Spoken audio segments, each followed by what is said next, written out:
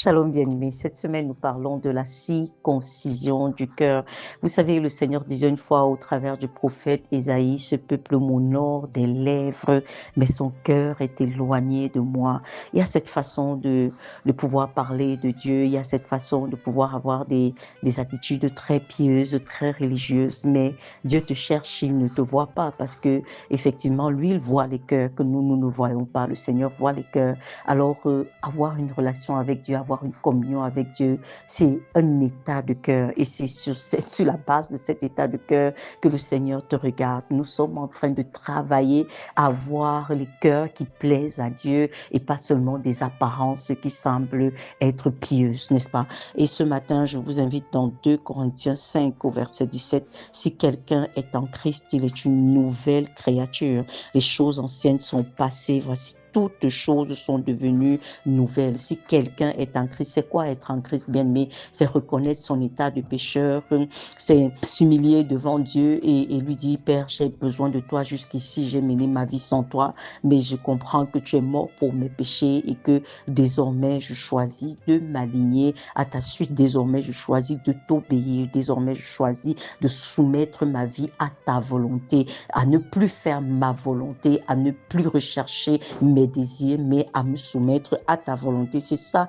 être en Christ. Alors, si tu n'es pas en Christ, c'est l'occasion que Dieu te donne de pouvoir te réconcilier avec lui ce matin, en cet instant où tu écoutes cette parole. Et il dit, voici la conséquence qu'il y a à être en Christ. Il dit que tu es une nouvelle créature. Vous savez, ça peut paraître discutable si on utilise la logique humaine, parce que lorsque tu fais cette confession de foi, en réalité, rien ne semble avoir changé, n'est-ce pas? Tu ne deviens pas plus grand, tu ne deviens pas plus intelligent. En fait, rien apparemment ne semble avoir changé, mais le Seigneur te dit que tu es une nouvelle créature et que les choses anciennes sont passées.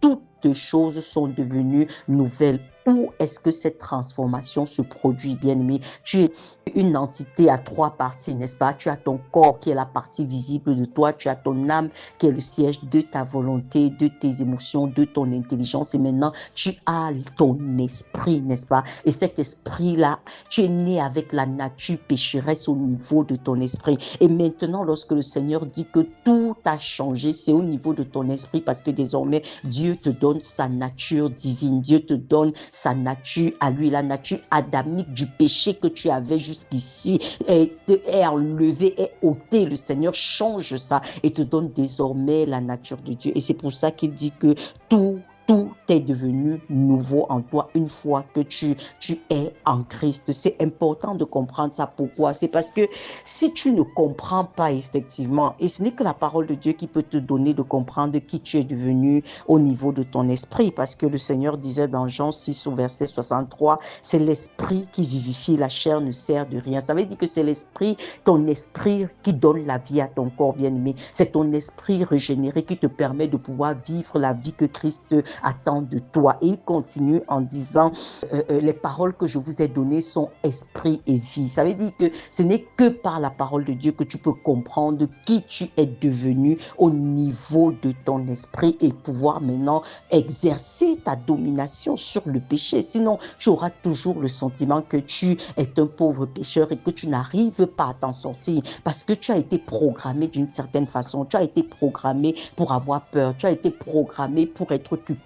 Tu as été programmé pour mentir. C'est comme ça que toute ta vie a été, bien-aimée. Et maintenant, être en Christ veut dire que tu dois accepter le renouvellement de ton intelligence. Tu dois accepter de te reprogrammer. Et maintenant, le nouveau programme t'est donné dans la parole de Dieu. Tu ne peux pas effectivement vivre une vie épanouie en Christ si tu n'as pas été reprogrammé, n'est-ce pas? Si l'ancien programme avec lequel tu as marché jusqu'à ce jour n'est pas effacé pour être remplacé par la vérité de ce que la parole de Dieu dit à ton sujet. C'est ça, être en Christ. C'est ça, effectivement, accepter que tu es une nouvelle créature. Vous savez, souvent, en très peu de mots, on ne sait pas exactement comment expliquer ces choses, mais je crois que le Seigneur est à l'œuvre, le Saint-Esprit est à l'œuvre pour nous aider. Mais ce matin, le message fondamental, c'est que est-ce que tu es en Christ? Si oui, alors tu dois comprendre que tu es devenu quelqu'un de nouveau